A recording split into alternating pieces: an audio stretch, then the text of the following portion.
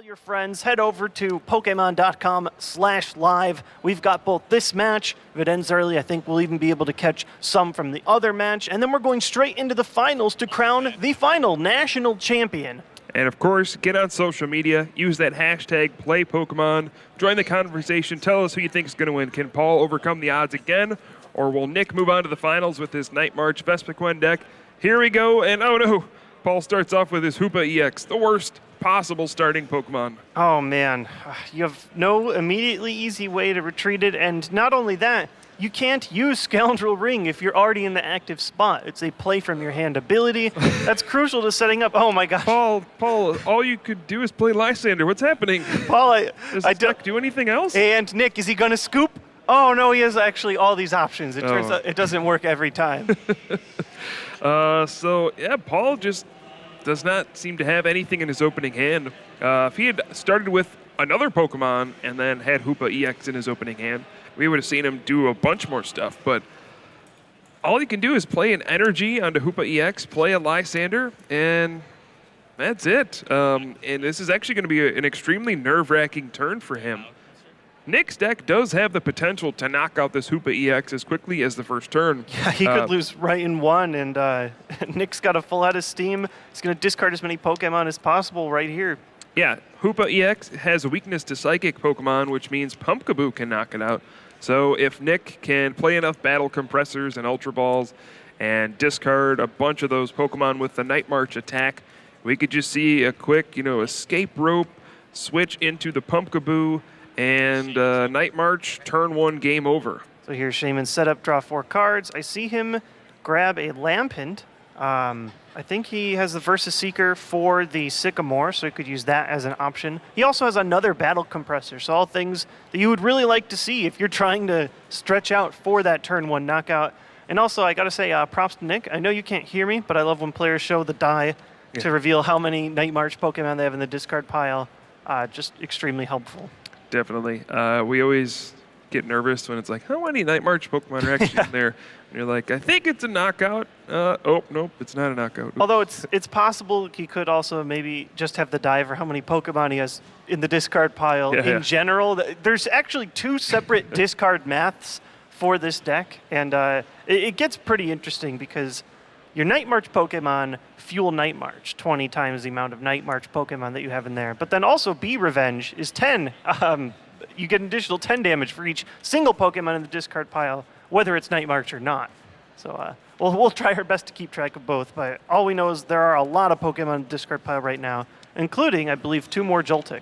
Yeah, so the Night March total is at 5, and that's exactly enough he would need if he can get Pumpkaboo, Double Colorless Energy, Dimension Valley, and use a Night March attack. 100 times 2 is 200.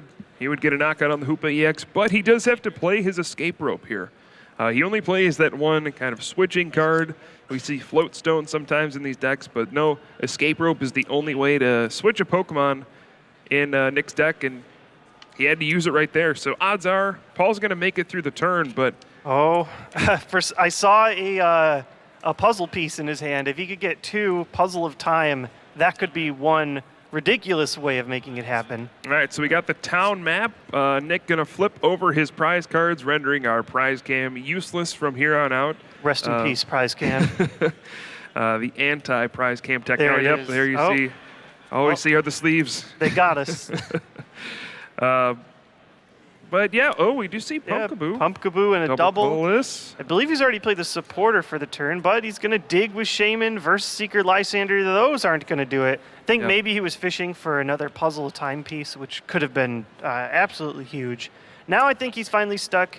I wouldn't say he completely overextended, but he definitely tried to dig. I mean, if you have an opportunity where you could just get a turn 1 win, it's so hard to resist the temptation. Yeah.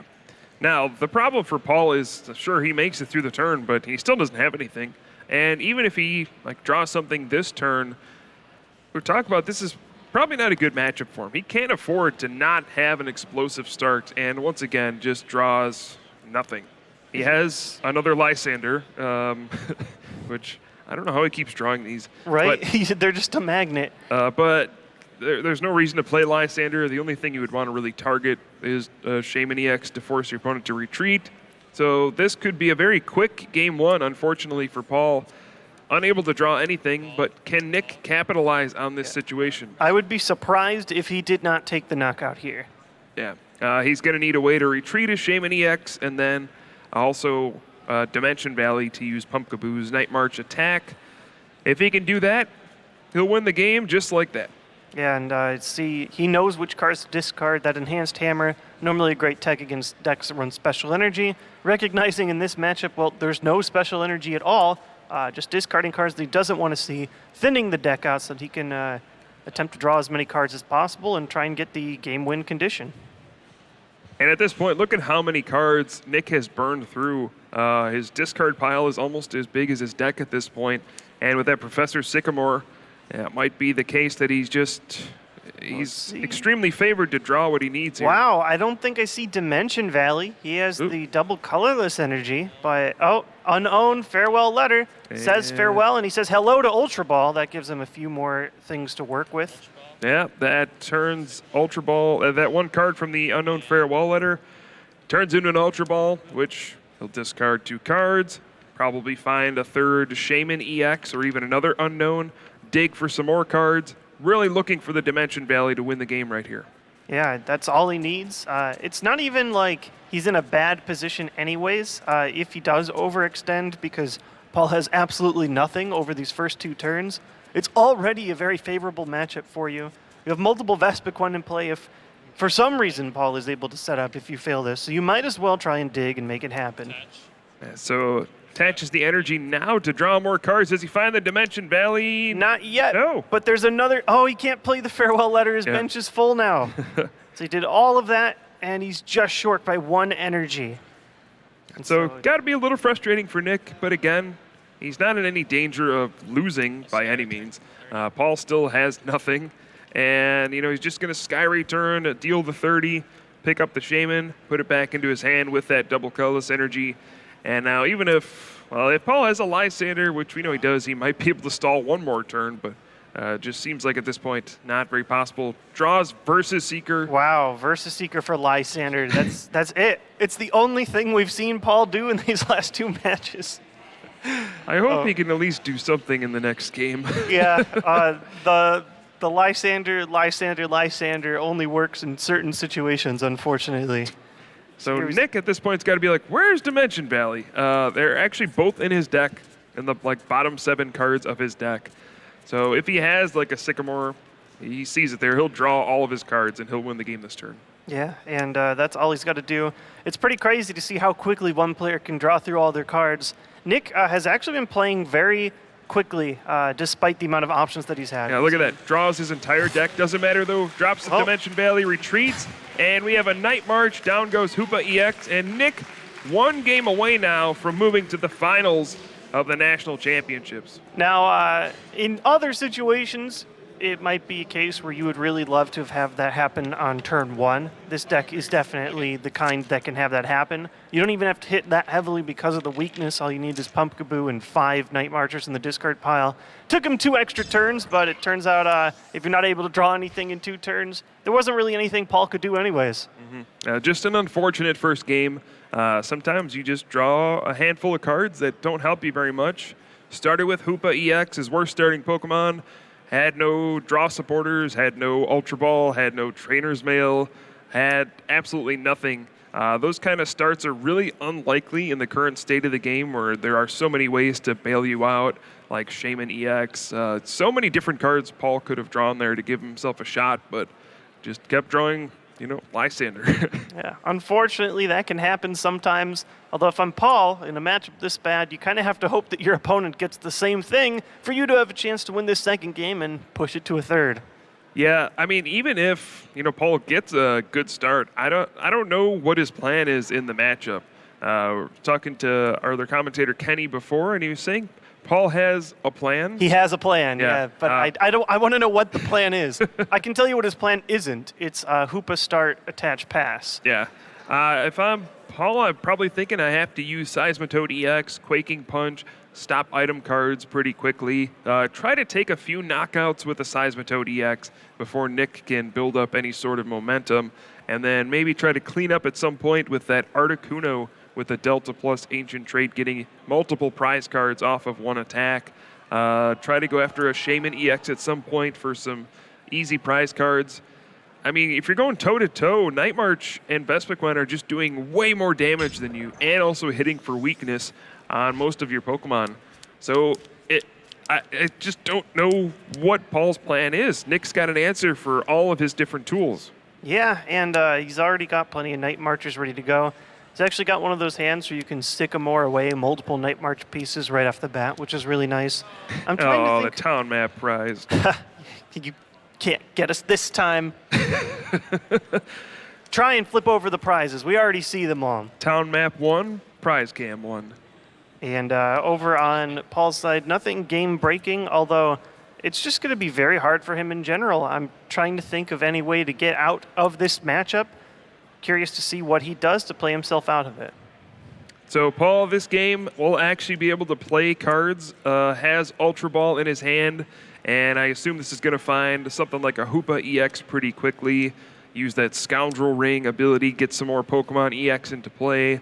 An ideal first turn for him is getting a bunch of Pokemon down, playing Energy, playing Max Elixir, and just getting himself set up for the next couple turns. Yeah, I mean, he doesn't have the Hoopa start. He can at least search and set up his deck. Unfortunately, by setting up, he will reveal some easy 2-prize knockouts that Paul could take. This deck does run extremely quickly and takes really big knockouts, while Paul's doesn't really. So yeah. I'm really curious to see what he's going to do. I'm just trying to think, trying to play it out in my head. What do you do? Articuno and Prey? Well, I think you have to lead off with Seismitoad. That's kind of the core of your deck. You have to try to use Quaking Punch, slow down your opponent. Sure, Vespiquen is great against Seismitoad, but when you go first in this matchup, it's actually a really big deal. Vespiquen is a stage 1 Pokemon, so you have to wait a turn. You have to put down Combee, and then wait a turn. The next turn evolve to Vespiquen. So if Paul can get a quick Seismitoad EX with Fighting Fury Belt, perhaps get a Lysander on Combee before it evolves. It only has 40 HP. You can knock it out with Quaking Punch, and then Seismitoad matches up decently against the Night March Pokemon since he's not getting hit for weakness. Yeah, I guess if you're on Nick's side, your goal is to bench more than one Combee at a time then. Yeah, you want to get down as many Combee as you can. Vespiquen is your number 1 attacker in this matchup. This Night March Vespiquen deck is kind of neat. It's very similar to the kind of Vespiquen Flareon deck we see a lot in the expanded format, where you just kind of have a bunch of attackers that all do the same thing. They all work from the same strategy. Discarding a bunch of Pokemon, using just Double Colorless Energy to attack, and with that Puzzle of Time item card, you can get back Double Colorless Energy. So you're just trying to get Pokemon that are easy to get into play, only give up 1 prize card, yet can do tons of damage. Just a constant stream of them to overwhelm your opponent. And we've seen over the course of this tournament, Night March has been by far most popular when you're playing just with Night March Pokemon. But Nick has decided, along with some other players, to run the Vespiquen as well, mainly to just have a Grass-type attacker. It deals extremely well against these water-based decks, where many of your Pokemon are Grass-weak. And so you can see it was a really smart meta play in this Nationals metagame, where so many players were eager to try out this new Water Toolbox deck. And Paul does have the Fighting Fury Belt. One big thing he'll need to find is Max Elixir. Needs to get that into play. Another big card I see in his hand, which can actually make a big deal in this matchup, is Hex Maniac. If you can play Hex Maniac on the first turn before your opponent gets a chance to do anything, Nick's deck is very reliant on using things like Shaman EX and Unknown Farewell Letter to set up. And if he just doesn't have access to those, there's a very good chance his first turn is very slow. He has to rely on supporter cards, the old-fashioned way to draw through things. And we may just see a much less explosive turn. And when you're facing Seismitoad EX, you need that super explosive start where you get a bunch of Pokemon in the discard pile, play a bunch of Battle Compressor, and when you don't have access to Shaman EX on the first turn, it becomes much more difficult. Absolutely. And so we do see Ultra Ball pulling out a Combee. I think Nick realizing, well, I probably need to get more than 1 Combee down if I'm going to have a chance here. Although I wonder, it's sort of a strange spot. You don't get to draw nearly as well this turn as you would another. So if this is a lone Combee, you could open yourself up to something pretty nasty with the Seismitoad. Yeah, he also commits the double colorless energy to the active. On the Pumpkaboo, maybe hoping to find the Dimension Valley. He did get Combi number 2. He did. But unfortunately for Nick, he does not find Battle Compressor.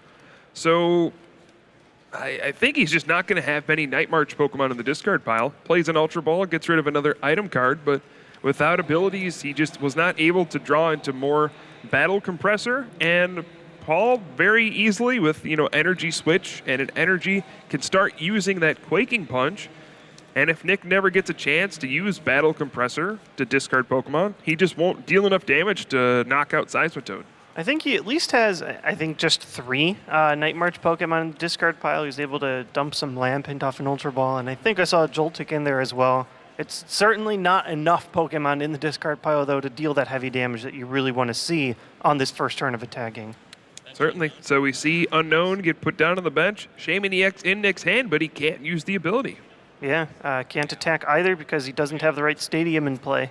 So we see a big trainer's mail for Paul. He finds the Energy Switch. He can grab that, move the energy up to the Seismitoad EX, and begin using that Quaking Punch. And that could actually lock out Nick pretty well. His hands didn't look extraordinary, and if he never gets to play a Battle Compressor, he has to do this the very, very slow way. And it's possible, if you keep hitting with Quaking Punch, you can knock out your opponent's Pokemon before they're able to find the very few energy that they do run in their deck. Yeah, and Nick's deck plays a ton of item cards. Plays the Battle Compressor, Trainer's Mail, Ultra Ball, Puzzle of Time, Versus Seeker, like 20 to 30 item cards that just will not be able to be played anymore. So, you were heavily reliant on, just drawing into things with supporter cards. We even see another Hex Maniac from Paul stunting Nick's setup even more, so great. Oh, he immediately, Battle Compressor, yes, no, I'm locked under Quaking Punch. Oh, wow. Just ending, needs to find Plays the end. anything. Paul was like all in on this Quaking Punch. If this Seismitoad somehow fell, he had no backup in his hand, no other supporter cards to work with. So that end from Nick might actually give Paul some new cards to work with. And, for as bad as this matchup looked, Paul looks to be in the driver's seat right now. Absolutely. Seismitoad has always been one of the best Pokemon ever since it was printed. It doesn't matter how you do it, Quaking Punch is a terrifying word to say against your opponent. Man, he draws all these Night March pieces, but no way to discard them.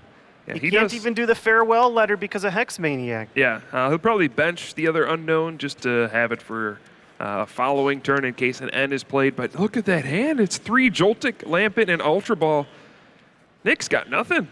And at some point, you could see enough Pokemon getting knocked out that maybe Nick can find something like a Vespiquen and double colorless energy, but with no draw, no abilities on that turn, and no items for likely a long time, it's asking a lot. He's going to have some very crucial top decks. Now, there's also 1 double colorless energy in the discard pile already.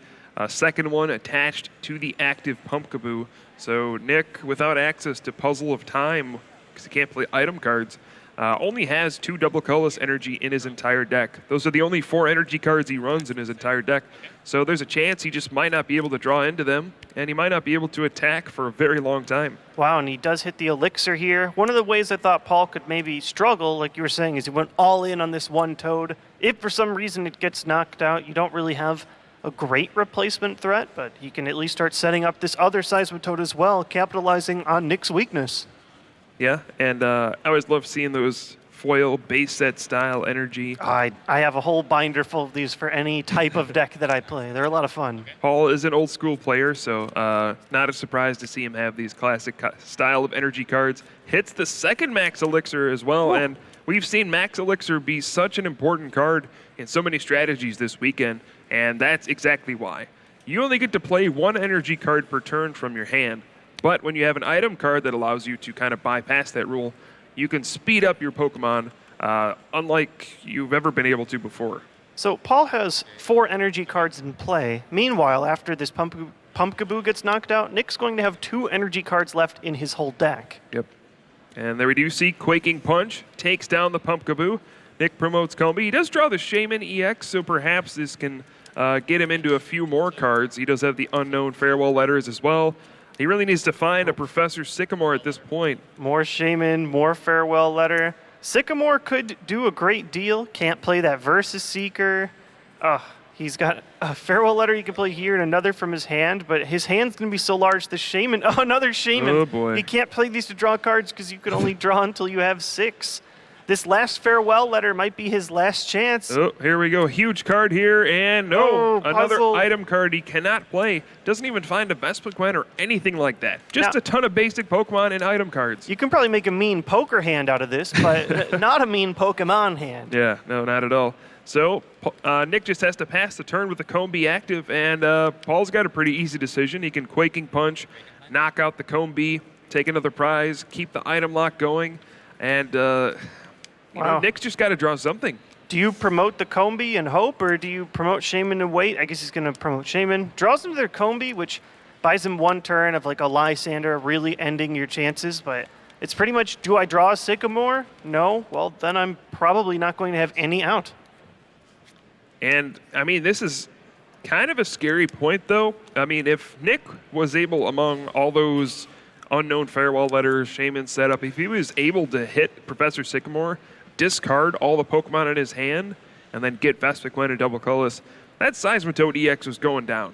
And then Paul would have been faced with a tough decision. Do I have to Quaking Punch and then get knocked out? Or, well, you probably have to Grenade Hammer with Seismitoad and knock out that Vespiquen. Then Nick gets access to item cards again. So that 1 turn where he got to use all the abilities and just did not find a supporter card, did not find anything that he could play, that's really the turning point.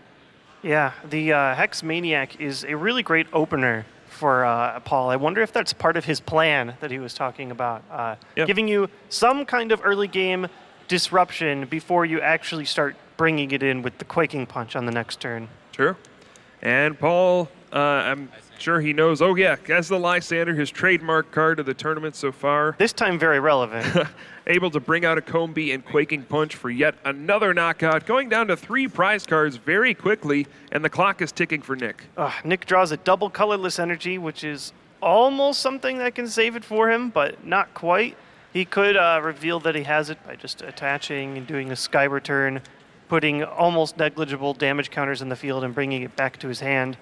But it's like we said, if he doesn't draw either an N or especially a Sycamore, I don't see him being able to get both a Vespiquen evolution and an attack. This is a crucial turn because Paul, if he has another Lysander, his favorite card, it's going to pull up Combi, and he can't evolve in 1 turn. He doesn't run the forest of giant plants like we've seen in other variants, and that'll be all she wrote. Yeah, it doesn't look like Paul has the Lysander this turn. I mean, he could take a huge risk and Grenade Hammer. He can actually kind of lock the game up, to be honest. If he attaches to the active Seismitoad, energy switches from the Manaphy over to the bench Seismitoad, Grenade Hammer, knock out the active, go down to 1 prize card. Nothing in Nick's deck can withstand a Grenade Hammer. So he can just lock up the game and say, look, you can't knock out both of these at once. I only have 1 prize. That's game over. Yeah, even if Nick gets the Vespiquen at this point, it's not like Paul has just 1 size. So there it is, the exact play you're mentioning. This is sort of an end game scenario. You can't knock out 2 Seismitoad at once. He draws as a Lampent anyway. Absolutely nothing. Quaking Punch down to the game until finally he got hit by the grenade. Brilliant plays from Paul in this game, finding a way to have a shot at this matchup. Has recognized every single situation to give himself the best odds of winning. And at this point, I don't think there's any possible way he can lose. And Nick picks up his cards. Paul ties up this series 1 game apiece. We've still got over 50 minutes to go, and we're already moving into game 3. And I can't believe how well Paul was able to deal with that. Yeah. Got all the locking type cards that he needed, the opening Hex Maniac, the Quaking Punch afterwards. He hit his Elixirs, which is a really big deal, allowing him to set up multiple Seismitoad. And that whole game, Nick really didn't have anything. Yeah, and Paul showing exactly why he got to the top 8 in the first place, showcasing some incredible skill there. Nick also did pretty much everything right. He did everything he could to put himself in a position to win. Just the cards didn't go his way that game. But we do have 1 more game to decide the winner. The unfortunate thing for Paul is that Nick will be going first again in game number 3, which means he'll get that one turn to use all of his abilities, use all his item cards, and see if we can get enough Night March Pokemon and stuff like that into the discard pile to put some pressure on Paul. Yeah, we've seen him get crushed when he has absolutely nothing with the Hoopa start. We've seen him put up a very impressive lock when he was able to start his game. The question is, can he do it now when his opponent is starting first once again? Yeah. So let us know what you guys think. Get on social media. Use that hashtag #PlayPokemon. Can Paul continue his run all the way to the finals of the U.S. National Championships, or will it be Nick moving on with his Night March Vespiquen deck? At this point, I feel like Nick is severely favored going first, but it wouldn't be the first time I saw, a poor opening hand. Anything can really happen. Yeah, you can always get stuck with a lot of Night March pieces in your hand and no supporter, and that's it. That's pretty much what we saw Nick have the entire game there. That said, he was under an item lock as well, so you need to also not have items. This deck is built for consistency, but even consistent decks sometimes do draw dead hands. Yeah, it's interesting, though. When you play Night March and Vespiquen together, you got to cut some stuff somewhere, right? You don't just magically fit 6 cards of the Vespiquen line into your deck. Can't have 2 decks at once with no downside? So the big thing that's missing from Nick's list is Trainer's Mail. Almost every deck in Standard plays 3 to 4 copies of that Trainer's Mail, because it's just such an easy way to smooth out your consistency. Look at your top 4 cards, dig for some battle compressors. It can find Ultra Ball, it can find supporters, it can find all sorts of different things just to help you get set up. And when you don't have that Trainer's Mail in your deck, sometimes you can hit some clunky starts where, you can't find the battle compressor as quickly. You can't find that Ultra Ball when you need it. So sometimes when you have more options in your deck, it makes your deck a little less consistent, and we'll see if that ends up hurting Nick here. At the moment, looking at his hand, it looks pretty good. I see Ultra Ball, I see Sycamore. Not again! The prize cam, you've done it once again. It keeps happening. So many. 3 Night March Pokemon in his prize cards. A Combi too, which could be somewhat relevant when you're trying to set up multiple Combi at once. But once again, Paul starts Hoopa. It's the prize cam's revenge for the town map in the first game. 3 Night March Pokemon in there. That's going to be very frustrating when you're trying to get these early knockouts. I guess Hoopa does mitigate that a little bit. You do only need 5 Night March Pokemon in the discard pile if you're getting a Pumpkaboo knockout. So we'll see. Does Paul have any cards that can allow him to get Hoopa out of the way? Oh, man, another Hoopa start. That's so devastating to see. He just runs the 1, right? Yeah. It's devastating, for 2 reasons. First of all, it's an awful starting Pokemon, has a 2 retreat cost, doesn't attack at all. And also it means you can't use its ability. You can't use Scoundrel Ring. We saw just how quickly Paul was able to set up in the last game when he was able to play Ultra Ball, use the Scoundrel Ring with Hoopa EX, search for 3 more Pokemon EX. It really rubs the salt in the wound multiple times when you have to open up with Hoopa EX. So here we see a setup over on Shaman. He's got Combi down. He can commit the double colorless energy if he wants to right now. Actually opting to play the solo Puzzle of Time piece. Yeah, and I think that's cool because you have the unknown on your bench. You can look at the top 3, and he's actually going to be able to Farewell Letter, draw Lampent before he plays Sycamore, so he can get another Pokemon in his discard pile. Really smart play. Yeah, if you're going to have to discard your single piece anyway, I know the double piece effect is so much stronger. Why not play it, combine it with your card that can just draw cards straight off the top of your deck, and make a nice little combo? Certainly. So we see the Professor Sycamore drawing 7 cards, and I don't think Nick's turn is going to end anytime soon. Nope. Got the double unknown, got the Battle Compressor, got the Shaman EX. If you're Paul, you were hoping this would not happen, but it looks like Nick is going to do everything he wants to do on his first turn. Man, I would love to see this game just go down where Nick sets up and has everything, and Paul sets up and has everything and doesn't start Hoopa, but unfortunately, this is looking like a repeat of the first game. Yeah, we'll see if Paul has anything besides Lysander this game. Hopefully he can at least get an Ultra Ball, get some Pokemon, or play Professor Sycamore or something like that to put up a fight. The problem is, we saw Nick's prize cards. There were 3 Night March Pokemon in there, and for a regular Night March deck, that is devastating. Your damage is pretty much capped out when you can't get as many Night March Pokemon in the discard pile. Vespiquen deck, not really the case. You can still get a bunch of Pokemon in the discard and hit Seismitoad EX for enough damage to knock it out in one hit. So I mean, it hurts, but it's not the end of the world. Yeah, and even here, if he can get the knockout on Hoopa EX, he's getting the most utility out of Night March that he could ask for at the moment. He does have the Magic 5 in there, as well as plenty of ways to set up still. He's got the second Combi, so even if Paul does get that belted Seismitoad EX, he's not going to be able to knock out the only out into Vespiquen. And Nick draws, I think I see yet another Battle Compressor. He's got everything he needs to set up here.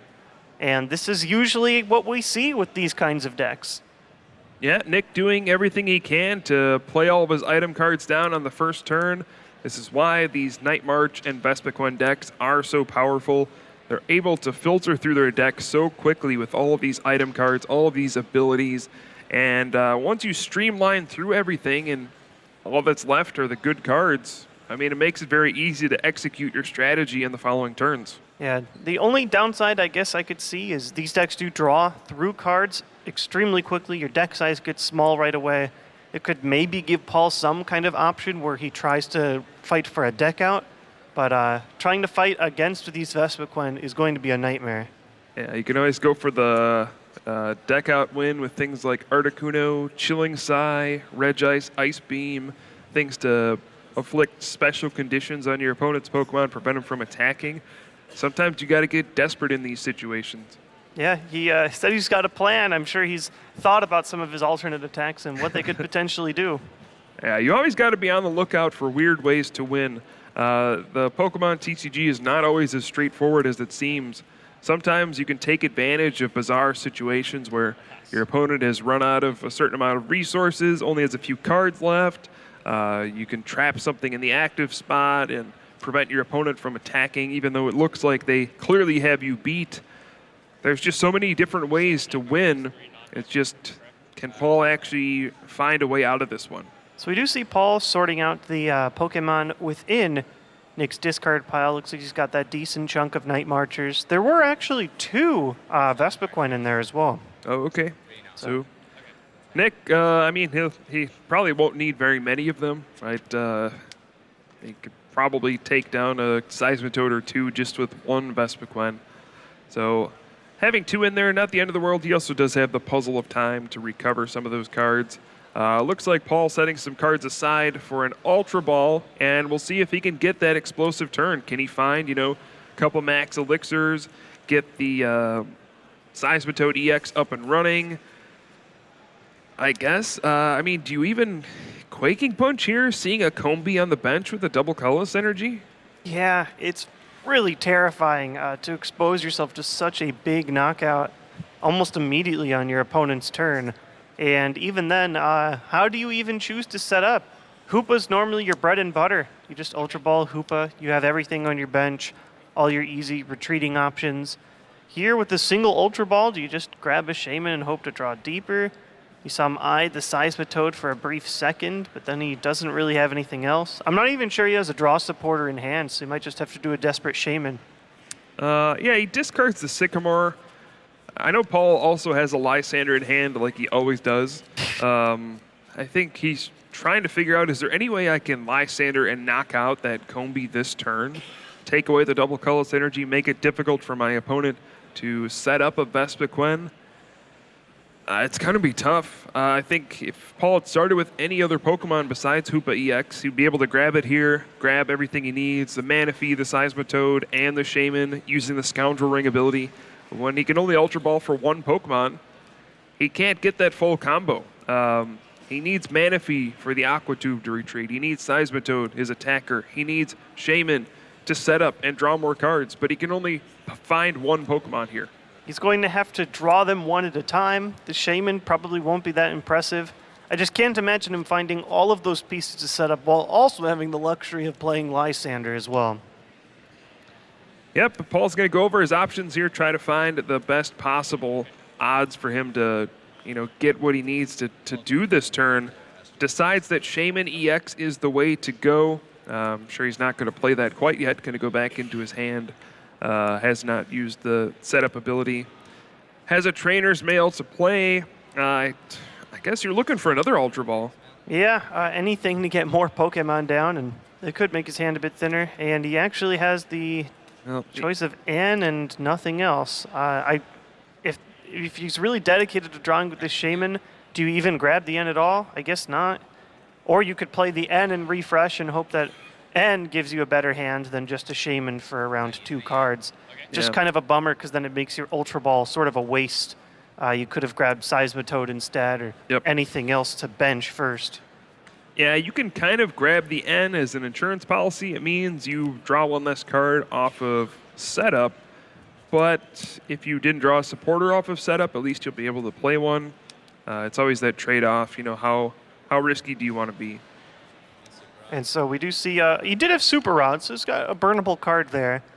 If he really wanted to, I don't think he wants to, he could attach the belt onto Hoopa. It would not be the prettiest solution, but it's another card you could get out of your hand, help you set up for just a little bit more. Yeah, I don't think that's the worst thing in the world. Nick doesn't have any Pumpkaboo down right now, and a 210 HP Hoopa EX is actually reasonably difficult to knock out. So giving it some extra HP to draw an extra card with setup, I think that's reasonable. And he's debating it, decides, what the heck, I'll do it. He even attaches to the Hoopa, so he needs to find Manaphy, Seismitoad. I guess Seismitoad would prefer a belt of his own as well. Yeah, Max Elixir. Elixir. He actually found a decent amount of stuff. I see some of the pieces. I don't know if he has all of them, but it's not a dead hand, that's for sure. Finds the Glaceon as well. Glaceon EX, I don't think is extremely useful in this matchup. It's good against straight Vespiquen decks because they only really have evolution Pokemon, and when you use Crystal Ray, you can't get hurt by evolution Pokemon. But when you have a combination of both evolution Pokemon and basic Pokemon, well, if you use Crystal Ray, they're just going to switch into Joltik and attack with Night March. Yeah, I'm Cards in hand again? Sorry. I don't even know if I would use the the Glaceon. I've seen all these blue cards. I'm like, yeah, that's got to be no. Poor Vaporeon. I feel like all of the relevant blue evolutions have been Glaceon. Had some solid ones, solid abilities. Yeah. But once again, you can't really do much with it except prevent yourself from getting knocked out by just Vespiquen. And at the end of it all, Paul, unfortunately, is not able to get that big Lysander turn he wanted. Has to use Professor Sycamore, discard and draw 7 cards. Whoa, gets 3 Max Elixir. What? Whew, he could attach a lot of energy here. Unfortunately, he does not have Manaphy EX, so he won't be able to retreat the Hoopa EX this turn. It's going to be stuck up there with that 2 retreat cost, but man, we got a lot of Max Elixirs coming. Attach away. If these go successfully enough, I suppose you could build up 2 Seismitoad. You could even attach to the Glaceon if you absolutely want to. Hits the energy, so he'll have to decide where he wants to attach this one. Yeah, I'm curious. Where do you commit this? There is a slight fear that your opponent could Lysander and attack whatever they want, so maybe you diversify where you're putting your energy. Yeah, I think going with the Glaceon is reasonable. You're not going to be able to knock out Joltik this turn, so odds are Nick is going to be attaching energy to it and using Night March. And when you're using Glaceon to knock out a basic Pokemon, it's actually pretty nice. You take away the attacking basic Pokemon, and you would leave Nick with only Combee and things that can evolve into Vespiquen, evolution Pokemon that can't hurt Glaceon. And that's where, in this matchup, it can actually be pretty useful. So if you're able to get these Max Elixirs and power it up, might as well go for it. Well, he's 2 for 2 so far. Well, he's actually 3 for 3. Yeah, he had one earlier. So we've got 4 energy in play now. Not bad. Yet another elixir in hand. He does. He drew all of them. Wow. Might as well give it a shot, right? At this turn. Yeah, why not? Set up as much as you can. I'm curious how many backup basic Night March attackers Nick actually has in his deck. We know that he has a handful of them prized, and I know he's discarded a handful of them as well. I wonder if one Joltik falls, if Glaceon might even be safe for a short while. And if you're Paul, do you play the final Max Elixir? Looks like he says no. Looking at his hand, though, he may have gone. It may have been right to go for it. In your deck? Yeah, I don't think he has any supporters for next turn. He doesn't even have an energy in hand. So it's kind of weird. If you Max Elixir and take an energy out of your deck, you're less likely to draw one to play down on a Pokemon. But I don't even think you want to be drawing an energy next turn. Oh, looks like Nick has the Lysander. You can go ahead and bring out the Shaman EX, knock it out with Joltik's Night March attack, hitting for the weakness, taking 2 prize cards right away. Oh, and now, but he whiffs any of the Night March pieces. Oh, wow. But now Paul's in an awkward spot. Look at his hand. He has Rough Seas, Max Elixir, and I believe a Startling Megaphone. He has no way to really attack. So which Pokemon do you promote here? Do you promote Glaceon EX, hoping to draw an energy to use the Crystal Ray? Do you promote Seismitoad, hoping to draw energy for Quaking Punch? I don't really know what you do here. He decides to promote Hoopa. I don't hate the Seismitoad just because that also knocks out the Joltik as well. Oh no, Paul draws another Rough Seas, nothing to work with. I guess now you're in a tough situation. Do you play the Elixir? I wonder if he's just fearing his opponent could get what he needs to just knock out. And Paul signals pass, and Nick goes, wait, really? That's my turn? That's it? Okay.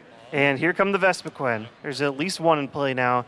Another Battle Compressor is going to allow Nick to sort through his deck, discard more cards that he never wants to see again, and it's going to make him even slightly more end-proof as we get deeper into this game. Yeah, things are not looking good for Paul right now. After his initial turn, just did not draw anything to get him more supporter cards, didn't find another Shaman EX or anything like that. It's looking ugly for Paul. There's a chance that Nick could even get another 2 prize knockout this turn, go down to 2 prize cards, and be kind of 1 knockout away from advancing to the finals here at the National Championships. It's going to be a little tough, I think, to get the knockout. Maybe if he has Escape Rope, he can force the Hoopa EX out of the active spot, and maybe Paul will be forced to promote one of those Seismitoad EX that are weak to Vespiquen, can get 2 prizes that way. Otherwise, going through Hoopa is going to be tough. We saw the 3 Night March Pokemon are prized, so getting enough of them in the discard pile is extremely difficult. And even has 210 HP with Fighting Fury Belt. If you Lysander something, I don't think you can get a knockout with Joltik. You could Lysander retreat into Vespiquen and get a knockout with Be Revenge. It all depends on what Nick has and how aggressive he feels he has to be. Yeah, he's got a ton of options at his disposal, multiple attackers. I'm trying to think. At this point, he's sort of just playing to not lose. The ball is definitely in his court. He can get easy knockouts in many ways that he wants. Hoopa is not going to be the easiest target. So I guess the question is, do you just deal the damage and accept that you're in an okay position? Sure. Yeah, why not? Paul hasn't played anything, so I would feel comfortable just, using Night March, doing 140 damage, setting up for the knockout. Next turn, force Paul to draw something here. And his top deck is not something. That is not something. Seismitoad is something, but it's not the something that he needs. He already has 2 in play. Not at all. Third one's not going to do anything. It's pretty much drop pass situation. Do you desperately attach this energy to something that can attack, like the Glaceon? Yeah, it's got to go in Glaceon. I guess then you just fear, okay, I hope they don't Lysander. They didn't reveal a Lysander last turn, and it probably would have been a pretty good spot to. Just got to attach and pray. Yeah, so gets the 3rd energy on the Glaceon. I mean, if you want one bright spot for Paul, he is connected on all 4 Max Elixir. Didn't miss a single one. How many times over the course of the weekend did we see multiple failed Max Elixir? A new record. Turns? Yeah, so that's an incredible feat, but it's not doing anything for him without any supporter cards or anything like that. Now I'm looking over in Nick's hand. Does he have any way to Lysander this turn? Or will Paul get a short opportunity to actually use this Glaceon? At this point, Nick, I think you just Night March, take the knockout. Paul, hope you draw end this turn. I mean, that's what it comes down to. You need to draw end. Nick has way too many cards. Yeah, he's going to have way too many options to draw whatever he wants to. It wasn't an end, was it? No, it's the AZ. I don't see it really having any impact here. Glaceon can take a knockout. He can remove a Pokemon that might be hard to All right, so we're going to see Crystal Ray, but Versus Nick's Seeker, got the Versus Seeker, Lysander for the Seismitoad, Be Revenge, and that's it. Nick Robinson advances to the finals of the U.S. National Championships, taking a 2-1 win over Paul Johnston.